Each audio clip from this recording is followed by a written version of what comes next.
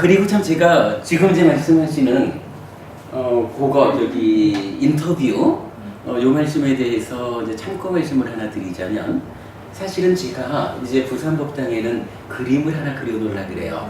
무슨 그림이냐 하면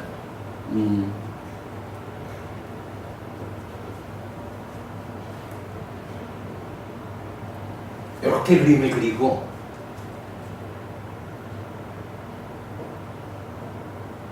어디까지 오셨습니까?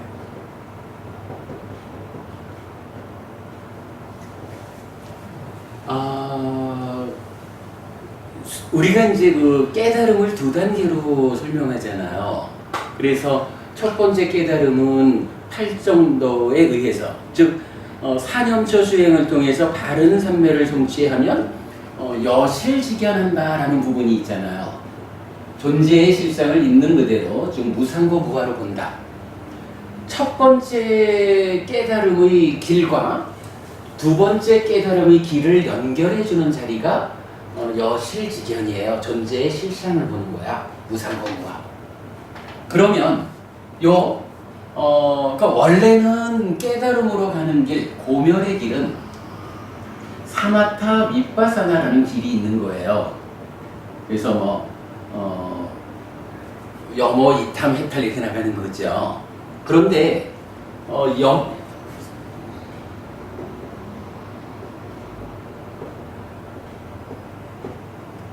이렇게 말하면 이 여모, 즐기지 않고 환영하지 않고 묶여있지 않는다라고 하는 그거를 어떻게 할 수 있을까라는 부분이 발견되지 않았던 거거든요. 그래서 부처님이 삼매수행에서도 고기에 올라서는데 실패하고, 고행을 통해서도 고기에 올라서는데 실패하고, 결국은 깨달음으로 가는 바른 길은 무엇일까? 요거 이제 우리가 기본기에서 이제 다루는 문제죠. 깨달음으로 가는 바른 길은 무엇일까? 이래가지고 보리수 밑에 앉잖아요. 보리수 밑에서 부처님이 무엇을 하냐 하면 이제 팔정도. 팔정도가 무언가요? 한 가지로는 업을 제어하는 거죠. 우리 필수품으로 공부했죠. 업을 제어하고 삼매를 성취하는 거잖아요. 요 두 가지를 사실은 누가 하느냐 하면 사념처 수행으로 하는 거잖아요. 그죠? 사념처에 의해서 삭띠함으로써 업을 제어하고, 사념처에 의해서 떠날 때마다 제자리로 불러오는 요것으로 삼매에 들은 거잖아요. 그래가지고 팔정도는 기본적으로 사념처에 이어지는 정 요거 이제 네 가지 선으로 나타나잖아요. 그러면 왜 네 가지 선만을 바른 삼매라고 합니까? 라고 할 때 여실직연으로 이어지는 특성 때문에 우리가 이렇게 공부했었죠. 요게 사실은 수행의 체계잖아요. 그러면 요렇게 해서 여실직연하면 이제 사마타 윗바사나로 윤회에서 벗어나는 데까지, 그러니까 끝까지 가는 거잖아요. 그러면 이제 불교 신자들이 수행을 하자라고 하는 그 길은 딱 요 두 가지 길이 있는 거예요. 우선 팔정도, 사념처에 의해서 삼매를 실현해서 여실직연이라는 큰 길의 턱에 올라서는 그 길이 하나 있고, 그리고 나면 뒤에 사마타 밑바사나 해가지고, 일단은 사마타는 뭐였죠? 아까 우리가 본 거로 찢다를 탐으로부터 해방시키는 거지 뭐. 그렇게 찢다가 탐에서 해방되면 이어지는 열이자의의 결과로 청정한 식이 생겨나가지고 밑바사나에서 번뇌를 소멸하는, 요게 이제 그 수행 체계잖아. 그러면 이제 요걸 놓고 많은 수행처에서 이런 수행의 사념처 사마타 밑바사나라고 하는 불교 수행의 커다란 체계에 대한 이해가 사실은 없다 보니까 그저 처음 공부를 시작하는 사람한테도 밑바사나 수행을 하라 하네. 밑바사나 수행을 하면서 사실은 또 사념처 수행을 지도하기도 하고, 그런데 사실은 그 가운데 제가 요 말을 쓰려고 하는 이유가 뭐냐 하면, 사실은요 체계를 모르다 보니까 시작하는 사람들한테도 밑바사나 하라고 하거든요. 근데 그러다 보니까 윗바사나 이러면 물론 윗바사나라는 말 자체가 이제 잘 보는 거, 실상 무상고 무아를 보는 거 이제 이런 의미죠. 그러다 보니까 윗바사나를 하십시오라고 하면 일단은 무상을 관찰하는 이쪽으로 접근을 하는 거죠. 근데 이제 여기서 그러면 그 무상을 관찰하는 일은 언제 하는 걸까? 언제 하는 걸까? 요 부분이 나타나거든요. 일단 경전은 분명히 사념초 수행을 통해서 바른 삼매에 들어서 여실지견하는 여기까지의 과정은 우선 해야 되는 일은 업의 제어죠. 업의 제어야 일상의 일이고 일단 수행의 측면에서는 삼매를 성취하는 요거잖아요. 요 삼매를 성취하는 여기 가는 데에는 1차적으로 무상을 관찰하는 이 부분 생각 안 해도 되는 거예요. 우선은 떠날 때마다 불러오는 그 사념초 수행이 정의가 그렇잖아요. 까예 까야 노파시 위아라티 몸에서 몸을 놓치지 않고 관찰하며 머문다. 아따피 산파저로 삽디마 뭐예요?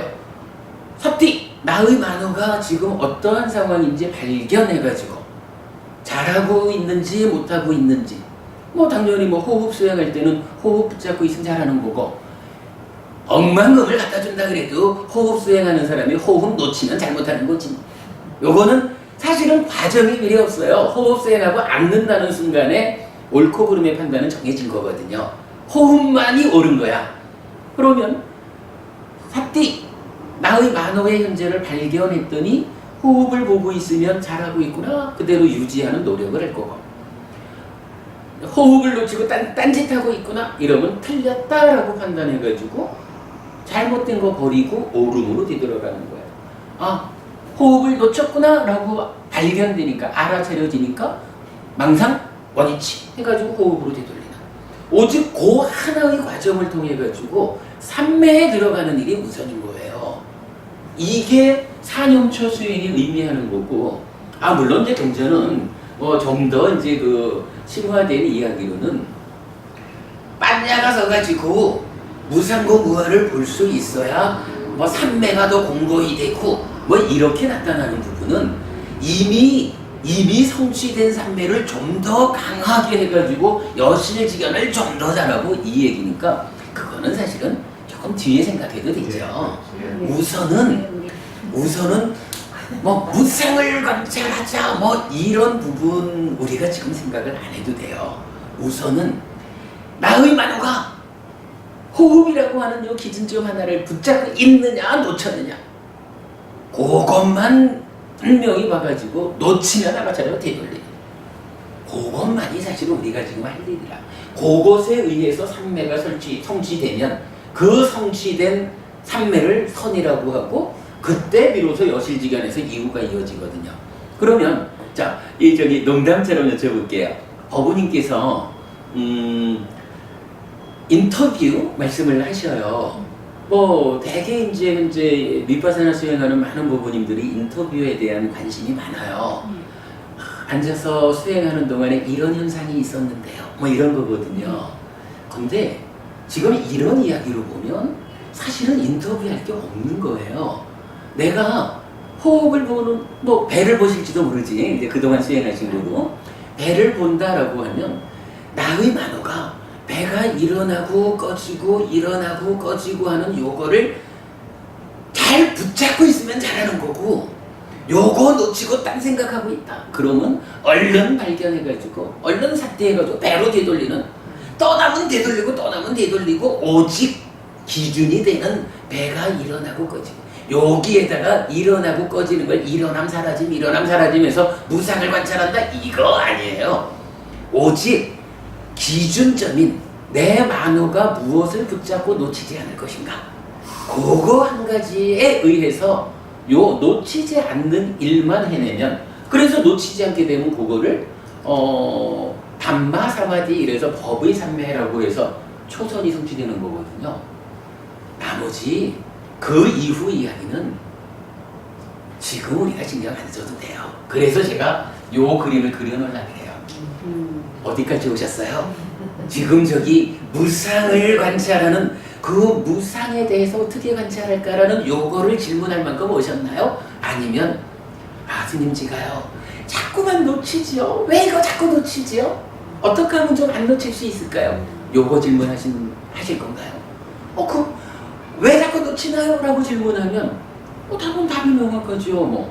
아직까지 사티가 힘이 없으니까 힘이 없는 사티를 가지고 붙잡는 일을 하려니까 자꾸만 놓치는 거지 뭐. 그건 방법이 없어요. 지속적으로 놓치는 상황이 반복되더라도 그래도 내가 방법은 하나밖에 없다. 이 일을 되풀이해가지고 조금씩 힘이 생겨야 팔에 알통이 좀 생겨야 힘을 쓰겠는데 이 알통이 사실은요 운동 시작하는 사람은 팔에 알통이 없이 시작하는 거예요. 이 아령을 붙잡고 한 번, 두 번 하다 보면 아마 10번 하는 일도 힘이 들어가지고 끙끙 내는 거거든요.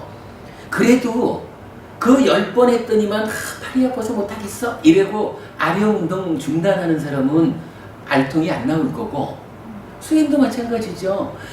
이거 왜 자꾸 놓칠까요? 너무 놓치는 일이 많아서 수행 못하겠어요. 이러면 그냥 삿띠를 힘있게 하지 못하고 중생으로 사는 거고 알통이 없는 상태에서 10번 하려는 게 되게 힘드네. 그래도 어떻게 알통 나오게 하는 방법은 그래 힘이 들어도 다음번엔 11번 하고 그 다음엔 12번 하고 이거 반복해줘야 나중에 알통이 생기면서 그 다음에는 50번을 해도 100번을 해도 감당할 수 있잖아요. 왜 이렇게 나이 많으면 호흡을 놓치고 배를 놓치고 떠나가기만 할까라고 싶어도 그래도 방법은 다른 게 없는 거예요. 그래도 내가 해야지 뭐. 근데 이게 우리가 이제 마음의 양면성 이렇게 말하는 거지만 부처님은요 세상에 요 마음처럼 말 안 듣고 길들여지지 않는 거 마음 말고는 다른 거 본 적이 없다 이렇게 말씀을 하시지만 바로 다음에 이어지는 경전은 이렇게 말 잘 듣고 잘 길들여지는 것을 마음밖에 본 적이 없다. 어찌 보면요 마음 하나를 놓고 길들여지지 않고 말 안 듣는 연합하고는 바로 이어서 말 잘 듣고 잘 길들여지는 요거 이러면 부처님 장난하나 이럴 수 있잖아요. 근데 사실은 그거 잘 들여다보면 이게 내가 노력을 통해서 삿띠를 힘있게 해가지고 만호를 제어할 수 있는 조건을 만들면 마음은 참 잘 길들여지는 거예요. 근데 내가 그런 노력을 하지 않으면 일주일이 지나고 한 달이 지나도 10번도 힘들어서 못하겠어 이런 사람은 한 달 후에도 10번 하면 똑같이 힘들어 못하는 거예요. 그러나 한 달 동안은 힘이 들어도 내가 어쨌든 방법은 이거밖에 없다라고 하면 한 달 후에는 20번, 30번을 할 수가 있는 거거든요. 그거 다른 방법이 없는 거라. 그래서 그 수행을 하면서 우리가 분명히 확인해야 되는 거 내가 지금 어디까지 와 있을까라는 요 부분 명확히 해가지고요. 내가 지금 해야 되는 일이 무상을 관찰하는 이 일이 잘 안 되니까 인터뷰를 통해서 어떻게 보고 잘하는지 좀 물어볼까? 요거보다는 지금 나는 나의 만호를 잘 길들여서 그저 어쨌든 떠나는 횟수를 줄이자. 떠나 있는 시간을 단축하자. 조금이라도 더 배를 붙잡고 있는 시간을 늘리자. 떠날 때마다 가능하면 빨리 하라 저를 되돌리자. 요거 한 가지만 반복하는 거예요. 언제까지? 삼매에 들 때까지는요. 그러니까 사실은 이렇게 보면 정전이 알려주는 대로 수행을 배우면 인터뷰라는 말이 사실은 필요가 없는 거예요. 그냥 혼자도 이거를 스승이라고 해서 알겠어요? 나의 만호가 배를 놓치고 떠났다. 이거를 나만 알지 누가 알겠어요? 누가 내 속을 들여다보고 내 만호가 배 놓치고 딴짓하고 있는지 알겠어요? 나밖에 없거든요. 그런데 하다 보면요. 예. 내가 잘하고 있는지 예. 서울 가야 되는데 먼저 말씀하신 것처럼 강릉 쪽으로 하고 있는 건 아닌지 예. 그런 게 제일 불안하거든요. 옳은 점검. 예. 좋습니다. 그런 이야기 우리가 이제 늘 나누기로 하고요. 그 말씀 나누기로 하고 사실은 이제 그 부분도 따지고 보면 우리가 공부를 통해서 산엄초 수행 이렇게 하는 겁니다 라고 경전 그대로 풀어보자. 아따삐 삼바정을 했디마 요런 의미입니다. 예를 들어 그런 거잖아요. 요 의미 정확하게 못 풀으면 산엄초 수행 어떻게 하라고 가르쳐요? 사띠가 직접 대상을 붙잡는다라고 지도되는 거잖아요. 그러나 경전이 알려주는 것은 사띠는 오직 만호를 지키는 거잖아요. 만호가 대상을 붙잡는데 지금 수행자로서 붙잡아야 할 대상을 잘 붙잡고 있는가 놓쳤는가 요거를 그거 판단해가지고 만호가 떠나면 되돌리는. 그러니까 요게 사실은 지금 이제 호우님 말씀하시는 사띠가 대상을 직접 잡으러 가는 그런 수행을 한다 그러면 사실은 서울을 가고 싶지만 강릉 가는 길을 가고 있다 이렇게 말해도 되는 거죠. 그러나 내가 만호를 잘 관찰해서 만호가 호흡을 놓쳤구나 라고 발견해서 되돌리는 요런 수행을 한다 그러면 이건 그야말로 천천히 가는 건지 빨리 가는 건지는 개개인마다 다르겠지만 어쨌든 서울 가는 길을 들어선 거죠. 그렇게 그러니까 이제 우리가 말하는 경전을 바르게 이해하는 일, 경전대로 수행을 지도받는 일, 요게 결국은 이 길에 들어섰다. 어디까지 오셨느냐라는 이 얘기는 일단 전제된 게 이 길 위에 있다는 거잖아요. 맞아, 지금 그 말씀으로 말하자면 어디 가고 계세요? 이런 질문이 나올 수가 있는 거죠. 근데 이제 우리가 지금 말하는 것은 공부를 통해서 경전이 알려주는 대로 요 길에는 들어섰다. 다만 아직까지 우리가 여실지견에서 사마타 밑바다나라는 이 큰 길까지는 못 갔으니 지금 내가 어디까지 왔을까? 요 상태에서 내가 지금 해야 되는 게 무엇일까? 저는 사실 요 부분이 굉장히 중요하다고 생각해요. 이런 거기에 이제 수행을 바르게 하는 거고 그럴 때의 성과가 있고. 그래서 저는 이거 부산법당에 요 그림 그려놓을 거예요. 어디까지 오셨습니까? 개인 경험은 말을 안 해야 된다고 그러셨는데 이럴 때 할 때 뭐냐면 가니까 거의 인터뷰 한다라는 식으로 묻게 되는 거예요. 제가 듣는 저는 진짜 아무 생각 없이 앉아있는 걸 하려고 했다 보니까 앉아있다 보니까 자연적 가장 내한테서 느껴지는 게 호흡이었어요, 스님. 왜냐면 가만히 마음 안 치고 앉아있다 보니까 느껴지는 게 호흡밖에 안 느껴지니까 그냥 이 호흡만 있는 걸 그냥 있었는데 어느 날 수행처를 가니까 인터뷰를 한다고 그러는데 그 인터뷰 내용들이라는 건 거의 수행하면서 일어나는 현상들이에요. 가만히 보니까.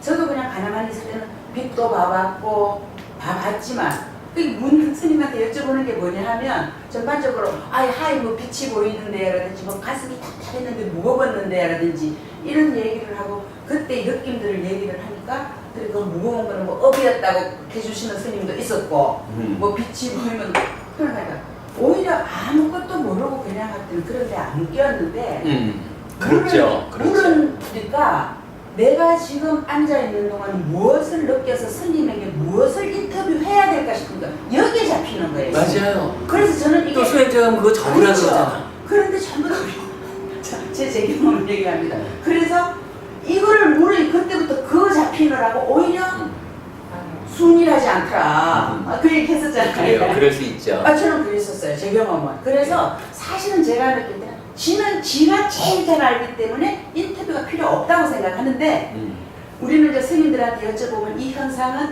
진짜 요 지점에서 일어나는 현상이고 요 현상은 요 지점에서 일어나는 의의에 있는 줄 아는데 그 현상은 개개인마다 다 다르기 때문에 그냥 흘려보내면서 이거 잡으려고 해서 이걸 잘 잡고 있는지 이것만 보면 그거면 되고 또 이 현상이라는 게 예를 들어서 개개인마다 다르게 얼마 가면 어떤 현상이 있고 뭐 이렇게도 사실은 쳐다볼 일이 없는 거예요. 그렇죠. 그냥 현상이랄 게 뭐 별게 있나 뭐 그냥 내가 오직 호흡만을 보려고 하는데 어떤 현상이 있었다라고 하는 것은 호흡 놓치고 그 현상에 붙잡힌 거지 뭐. 그럼 그거 빨리 알아차려가지고 호흡으로 되돌아오는 거지. 얼마만큼 가면 어떤 현상이 있어야 된다 이런 개념이 없죠. 그렇죠. 그런데 전반적으로 제가 볼 때는 그렇게 그렇죠. 여실지견이라는 것도 이제 모르지만 저는 이제 그 여실지견이라는 게 어떤 여실지견이라는 진짜 모양이 있어서 이렇게 쭉 가다 보면 예를 들면 저렇게 보였던 게 진짜 지 모습을 어떤 게 나타나는 건 줄 이래 알았는데 사실은 모든 것이 무상하다고 볼 줄 알고 고로 볼 줄 알고 실체가 없다는 거로 자꾸 보는 거를. 그렇죠. 네, 그래서 그럼요. 항상 내가 뭘 보더라도 무상한 거야라고 흘릴 수 있고 뭐야 실체가 없는 거야라고 볼 수 있는 내가 되는 그것이 여실지견의 그렇죠. 그러니까 그 뜻이더라고요. 여실지견이 네. 그림에서도 말한 거지만 네. 왜 여실지견이 이렇게 큰 길에 올라서는 턱을 넘는 거냐, 연결 부분이냐 하면 솔직히 한마디 때문이잖아요. 우리가 늘 그 찌따 이야기를 하면서 즐기고 환영하고 묶여 있으면 난디를 만들어 가지고 가래가 돼 버리잖아요. 요 상황을 해결하려고 하는 게 수행인 거잖아요. 그러면 이제 즐기고 환영하고 묶여 있기 때문에 생겨나는 이 모든 현상에서 벗어나는 길은 즐기지 않고 환영하지 않고 묶여 있지 않아야 되는 거거든요. 즐기고 환영하고 묶여 있으면 행이라고 했잖아요. 가래를 형성하는 작용. 뭔가요? 즐기지 않고 환영하지 않고 묶여 있지 않은 가래의 형성 작용을 즉 소멸하는 거잖아요. 그러면 왜 우리는 즐기고 환영하고 묶여 있을까라고 보니까 나의 내면에서 번뇌 이쪽에서 상나 가정이라는 존재의 오해가 작용하기 때문에 그게 탐진치로 작용해서 즐기고 환영하고 묶여 있잖아요.